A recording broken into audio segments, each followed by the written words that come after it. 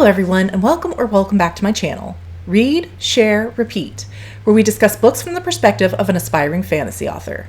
Me, Carrie Share. And this week I am bringing you a weekly reading vlog. It's actually been a while since I've done a dedicated reading vlog. As you guys probably know by now, last month I was laboring through a pretty heavy reading slump that actually started all the way back in the middle of February after I got back from vacation. Fortunately, I've started to pull myself out of it, and since doing so, I've managed to finish 4 books, which is a really good thing because I'm super behind on my yearly reading goal, which was 8 books a month or approximately 100 books for the year. So far, I've finished 19, and by the end of March, I should have been at 24. So I definitely have some ground to make up.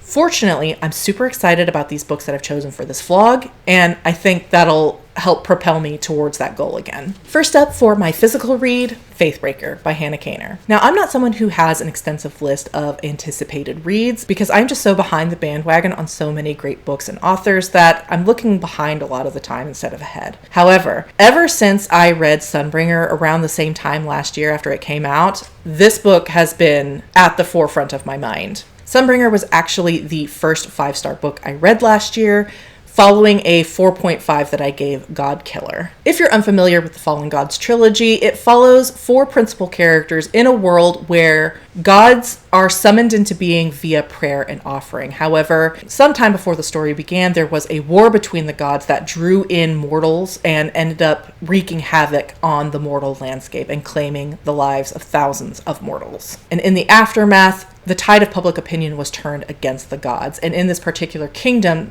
worship of the gods and the existence of these gods were actually ruled illegal. That necessitated the creation of these god killers, among whose numbers our main character Kissin counts herself. It is her duty to hunt down any gods that have been summoned into being via prayer and wipe them out again. However, the course of her life is changed when she meets a young girl named Inara who has somehow become bound to a small god. They cannot be separated without extreme pain, and though Inara and her god Skedaseth really do care about each other, they do want to be separated so they can have their own lives. Kissin is not typically in the business of protecting gods, but in this case, because of his bond to Inara, she agrees to escort the two of them to the site of a large battle of the gods with the hope of finding out information on how they might be separated. Along the way, they meet a man named Elagast, who is a former knight turned baker, who has agreed to go on one last quest on behalf of his king. Got all that? Like I said, I really enjoyed Godkiller. I gave it 4.5 stars, with the half star being knocked off because I did find some of the character arcs to be a little bit grating to me. And that issue cleared up by the second book, and I loved every minute of it. The ending in particular gobsmacked me. I think I was particularly thrown by the use of an epilogue at the end of Sunbringer, which made me wonder if a third book was forthcoming. Thankfully it is, because I was not prepared for that ending. And now, with Faithbreaker finally out, I cannot wait to see this story to its conclusion and find out how these characters are going to navigate the situation they find themselves in. Now, I won't be able to go into much detail over the course of this vlog about this book in particular because it is the 3rd and final book of a trilogy, but I will be on hand to film my unfiltered reactions to the goings-on. And then my ebook read for this week will be A Memory Called Empire by Arkady Martine. This is a sci-fi story about a woman who is like a ambassador of some kind, and she is summoned to the capital after she learns that her predecessor was killed, and she is now going to take their place. But she then discovers that the death may have been suspicious, and she might be next on the chopping block, I think. Kind of. I'm not typically a big sci-fi reader, but I've heard really good things about it, and I'm really looking forward to it. So today is Sunday, April 6th. My goal is to get both of these books finished by Saturday. So with that, let's get cooking.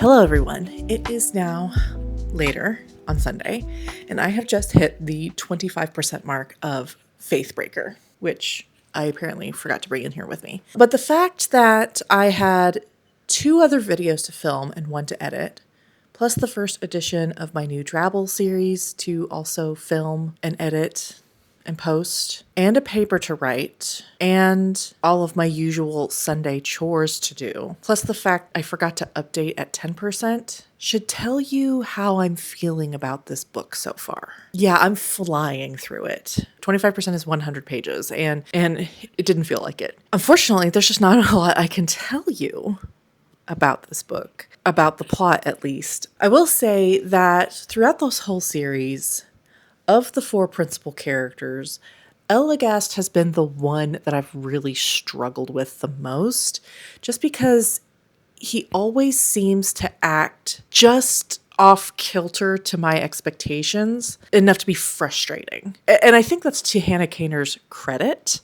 that he isn't going the cookie cutter hero route. So I do like that as from author to author, but as a reader, he is constantly just making decisions and choices that seem to veer wildly off of not just my expectations as a reader, but it seems like even his own expectations and the world's expectations and the plot's expectations. It's just like, just when you think you understand what his arc is and what his plot is, he does something that pulls it off center. And the more I talk about it, the more that seems like just a really good bit of writing. But it does just niggle me so much. And that is true again in this book. And again, I can't really say why because of spoilers.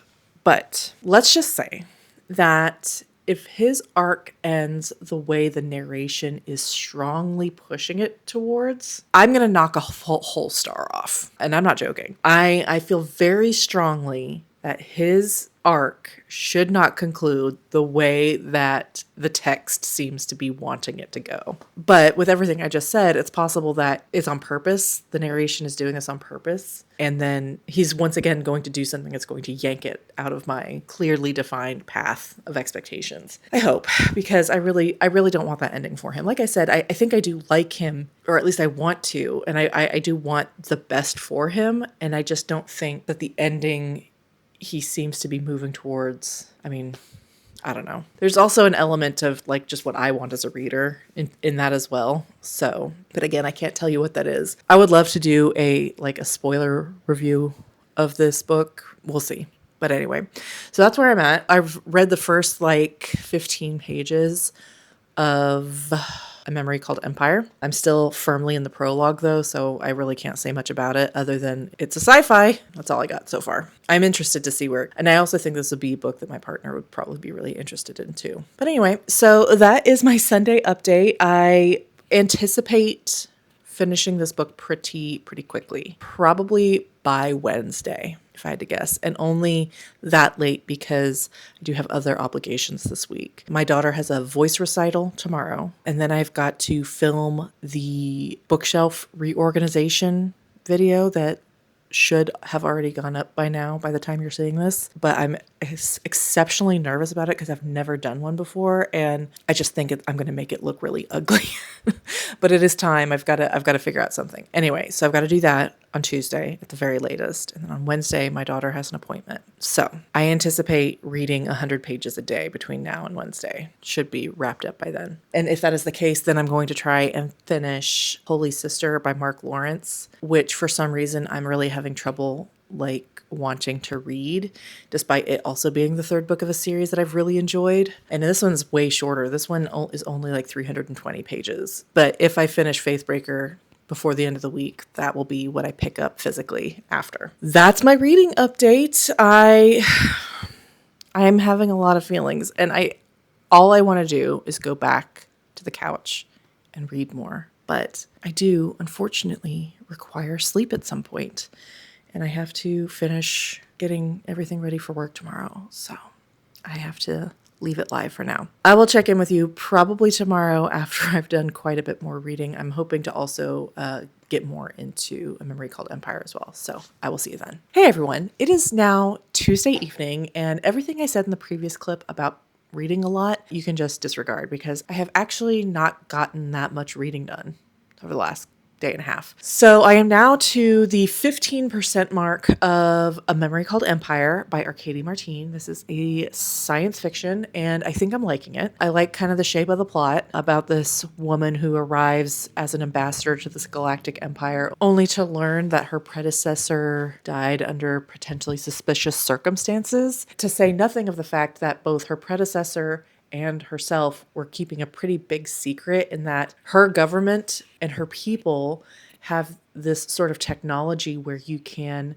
share the memories of people in your same like job class through this neurological implant. And it's very common in their society to do so, but they don't want the empire to know that they're doing this for reasons. They don't want to be assimilated. They don't want to be attacked. I'm not sure if the empire would look kindly on this kind of technology, or if they want to steal it for themselves. But either way, her government does not want the empire to know that they have this technology. But the last update that her predecessor gave to this implant was 15 years ago. So her information as she's going into this new post is 15 years out of date. And so she has no idea what she's about to walk into, and she has no idea how he may have gotten himself in trouble to die mysteriously. So I like all that. I'm into it. It's very dense.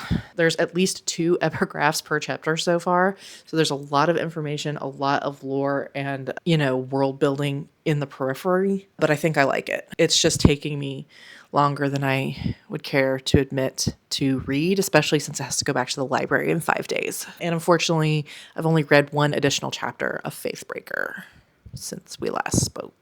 It's just been a interesting couple of days in which I learned that I have to have 7 hours of sleep or I will not be able to function the next day.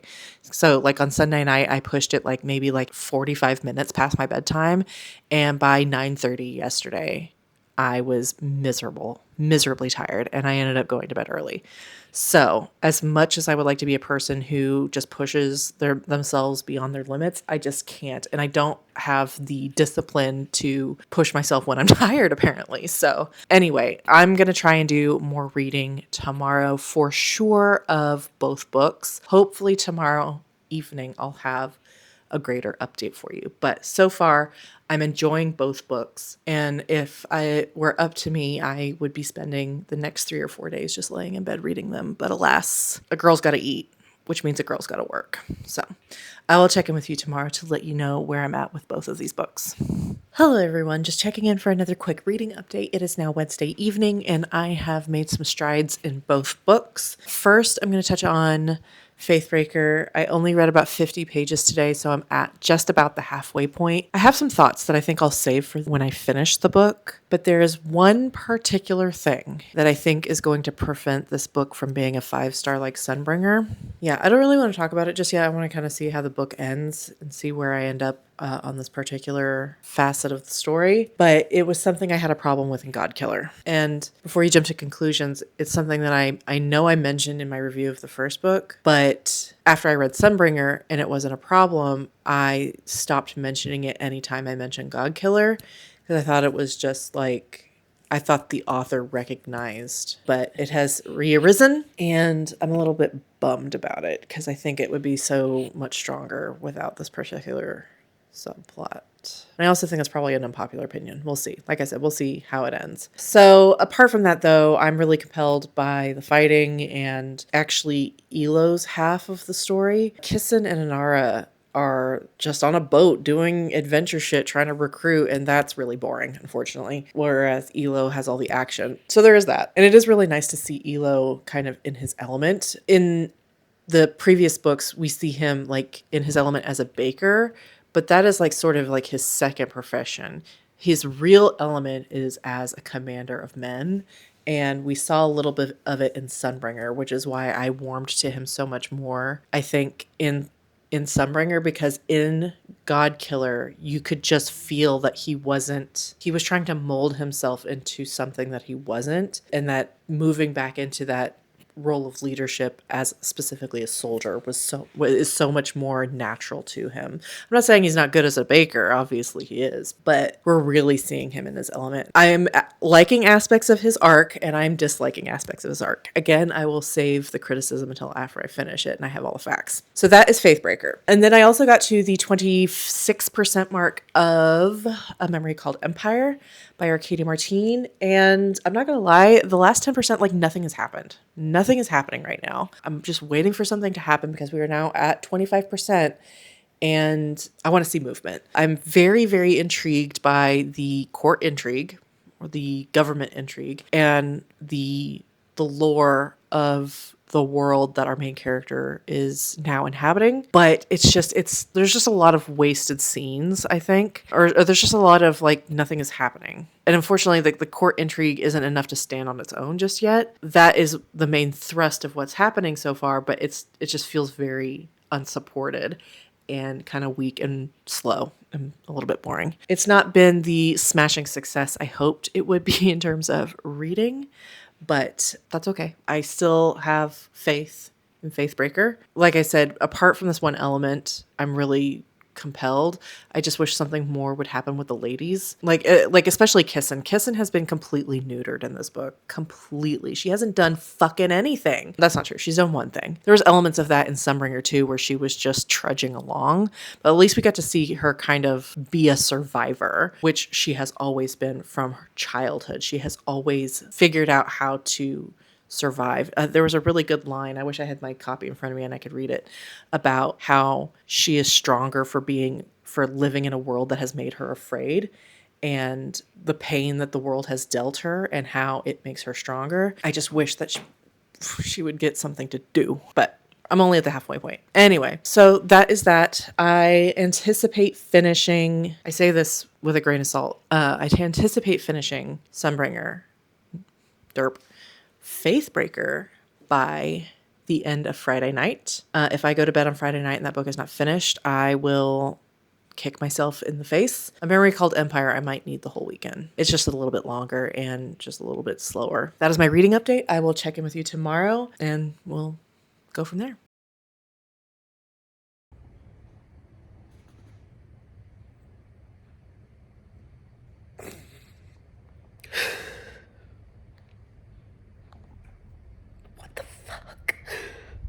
Okay, so I finished Faithbreaker.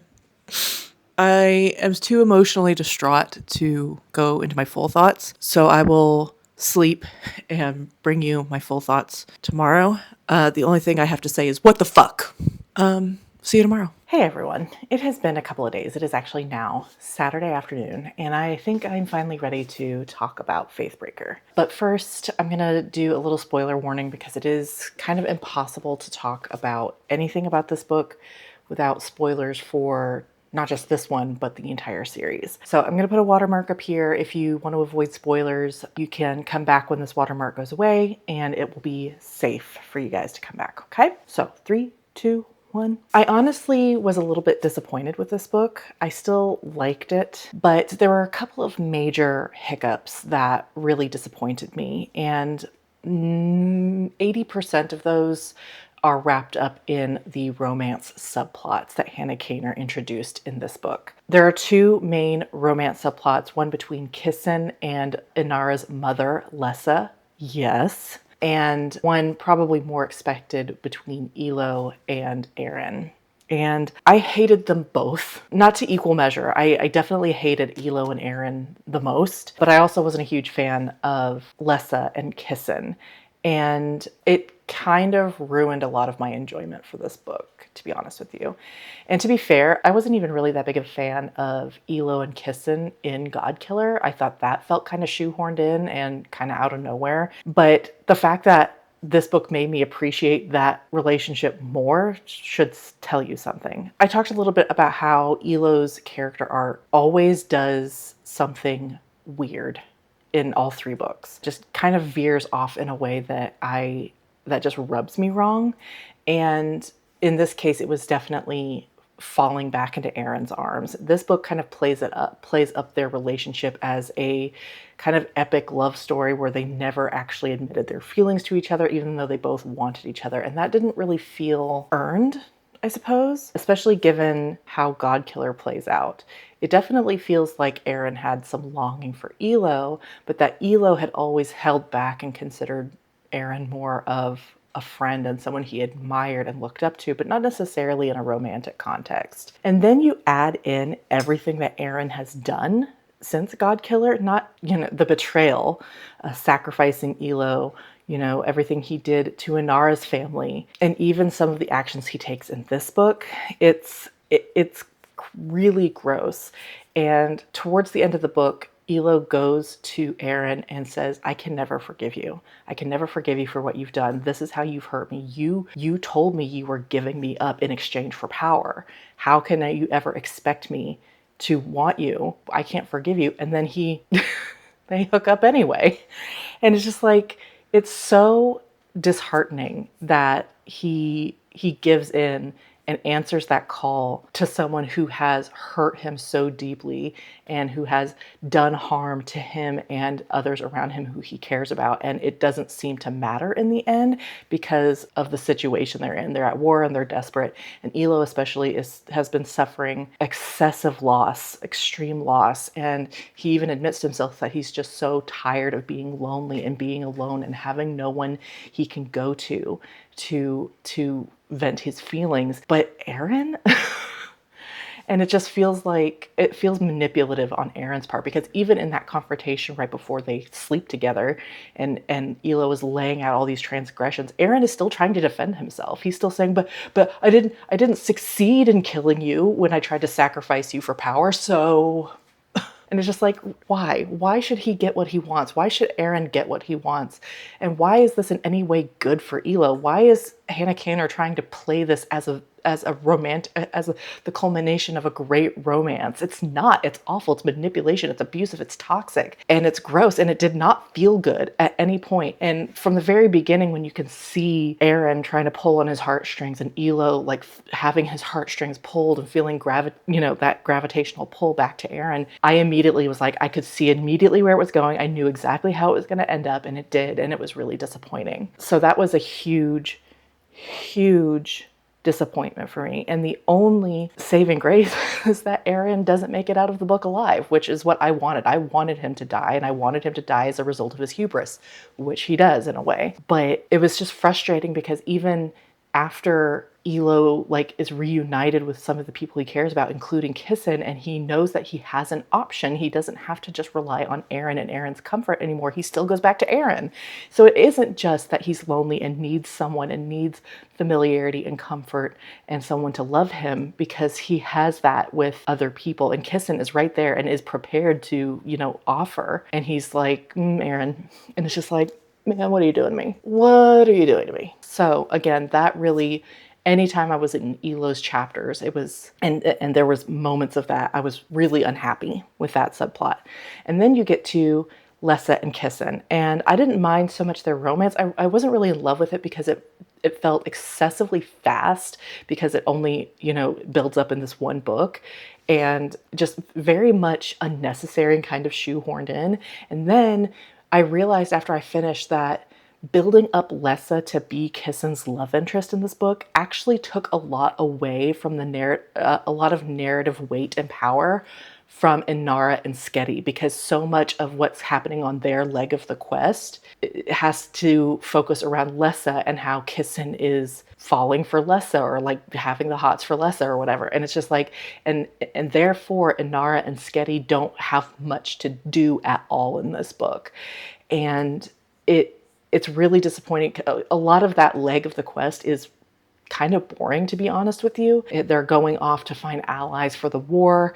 And again, Lessa is built up as this figure who's going to be very important. She's the head of this house. She led an almost successful rebellion. She's obviously very political savvy. She has a lot of clout with other cultures and all of this.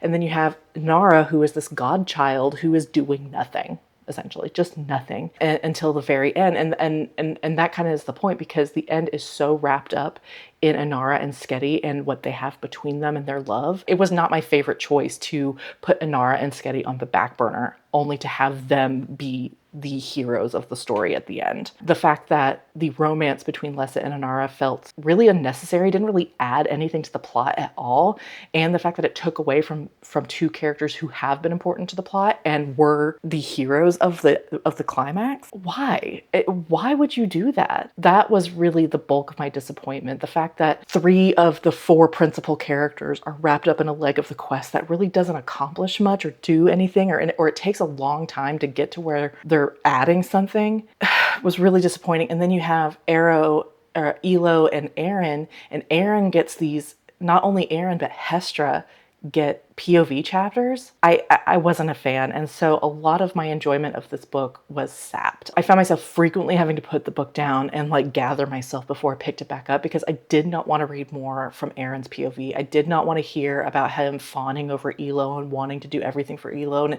like it even seemed like his heel turn, where he was like back to the good side, wasn't really genuine and didn't really have anything to do with actual remorse or actual wanting to do good and do right by his people. It really only seemed like he just was doing it to get Elo back on his side, and that felt really gross, and that was never really addressed or brought up. All of that together led to an experience that was just so disappointing. The ending, as you know, got me though. I was distraught. I don't want to say the ending was perfect, and I don't want to say that I'm glad it ended that way, but as a storyteller, yes, the ending was what it needed to be as a story and how it culminated, and it got me. And it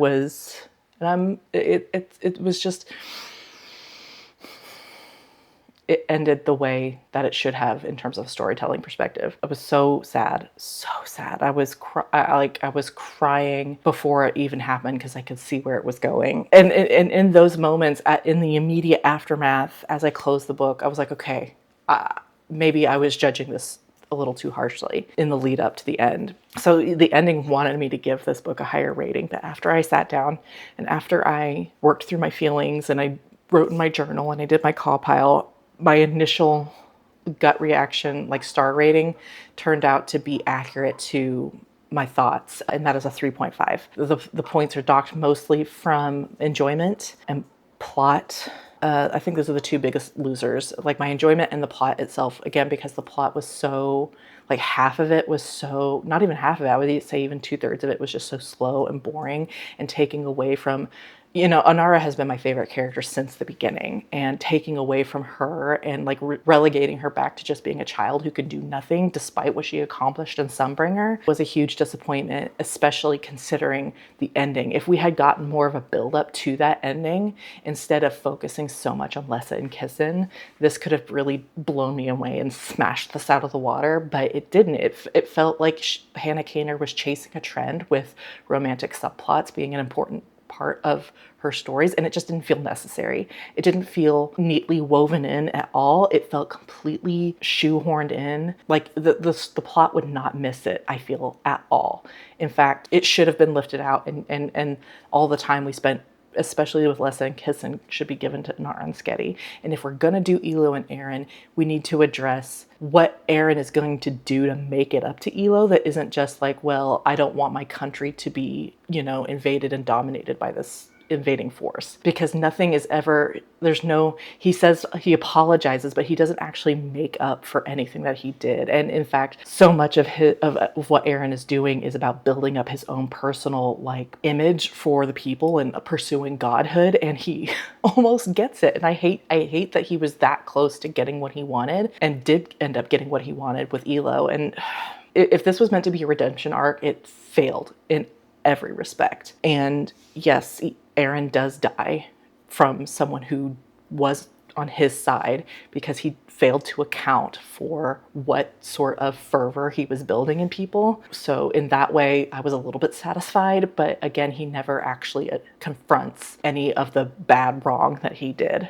to get to that point, which was disappointing. So I did not believe that was a real redemption arc, and that fact that he got what he wanted with Elo, and that Elo gave himself over to Eren and fell back into his arms was so disappointing. So like I said, in the end, this is still a very highly rated series for me. 3.5 shouldn't be a bad rating, but considering that the other two were a 4.5 and a 5, this was just such a disappointment in terms of what I wanted for these characters. Like I said, the ending was superb, and the atmosphere of the war, that like the oppressive feeling, the fear, just the horrible like realities of the war, that was really great. But so much of the plot being wrapped up in the romance elements was not her best choice. So final rating, 3.5 for Faithbreaker. I will probably be rereading this whole series to annotate it someday.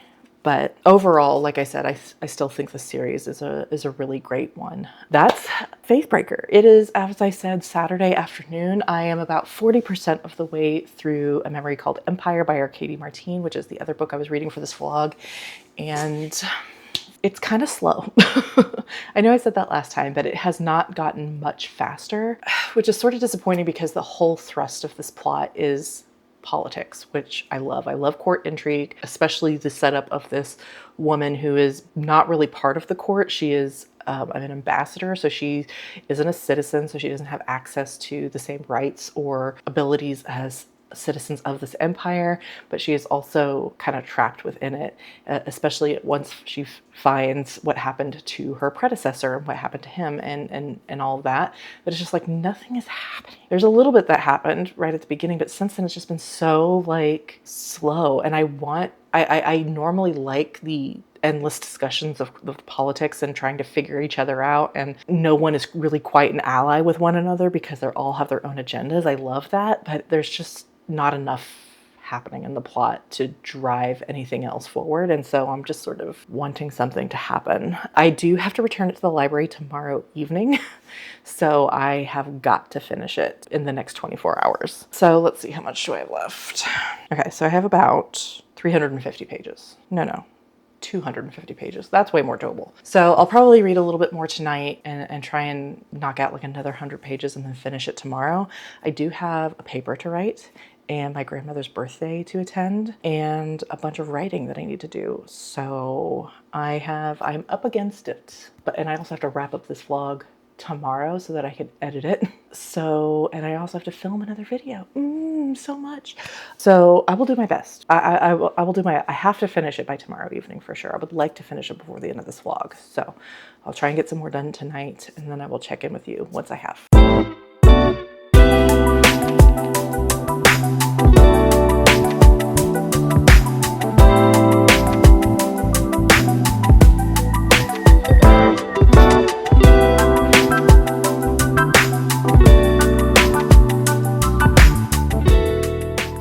Hey y'all, just checking in with my final reading update for this vlog. It is now Sunday evening, and just in the nick of time, I did manage to finish A Memory Called Empire by Arkady Martine. And I will say that the second half of this book did pick up. The first half was pretty slow, but the second half was fairly action-packed. I wish there was a better blend, but I am pleased. Oh, geez. Can you leave it? But I am pleased that it did pick up towards the end. And I will say that I think I liked it. I do love court intrigue and political intrigue, which this definitely was. That was the main thrust of it. So there is that. But I also feel like I just wish there was more of it. This whole book takes place over the course of like 1 week, and it does feel a little strange how slow the first half is, and yet like things escalate so quickly from the moment that our ambassador, our POV character, steps off the ship onto this planet, this heart of the empire, with the goal of making sure that her station doesn't fall victim, doesn't become the next colonized independent state. And immediately she's in danger. And immediately she's like, okay, my predecessor was murdered, and I've got to figure out how and why. And so while the first half does feel like it goes slowly, it's almost kind of bizarre in how quickly it went from, hi, I'm your new ambassador, to everyone's trying to kill me. why is that? So there was just a weird sort of dissonance with why is she immediately in danger? First of all, why would someone kill her predecessor and then immediately try to kill her too? Like that to me always, like the whole throughout the book, I was like, why would they do that? Isn't that just more suspicious than one death, two deaths of the ambassador? Come on. Anyway, so there was just a little bit of dissonance there, and I just wish there was more time before she immediately goes into, I'm in danger and I've got to figure out this murder mystery and all this stuff. I don't know how to phrase it, because if that had happened, it would have made the first half even slower. So I don't know. It just felt a little bit, yes, there were things happening, but I don't know. I don't know how to describe it. So like I said, I do think I did like it. I did like it. I think I'm going to give it, I haven't done my call pile yet, so I'm sort of between a 3.5 and a 4. If I did quarter stars, it would probably fall neatly into 3.75, but I typically don't. So I'll do my call pile later and kind of see, but that's kind of where I'm at, between 3.5 and 4 stars. Like I said, I did like it. I will read the sequel. I believe it's only a duology. I liked the main character. Like, I love the court intrigue, the political intrigue. I liked the way that it wrapped up at the end. I liked that there was even a little bit of a sapphic romance going. So there was a lot to like. It was just like the pacing felt very strange. There were things happening, but it's just like the way it was being told to us and unspooled for us in the first half just felt very slow compared to the second half, where it was just boom, boom, boom, boom, boom. So that was A Memory Called Empire by Katie Martine. I've already talked at length about Faithbreaker. And with that, that wraps up this vlog. I had hoped to try and get through the rest of Holy Sister this week, but it just didn't pan out, and I have to start Gideon next. So the next vlog you see will be finally reading Gideon, and I'm not gonna lie to you guys, I'm really excited about it. So thank you so much for watching. I so appreciate you. If you like my content and want to support this channel, please like and subscribe, or consider leaving a comment down below. In my next video, I don't know what I have for you yet. I was never able to fill that hole in my content calendar. So it's as much of a mystery to you as it is to me, but I hope you look forward to it, and I will see you then. Bye.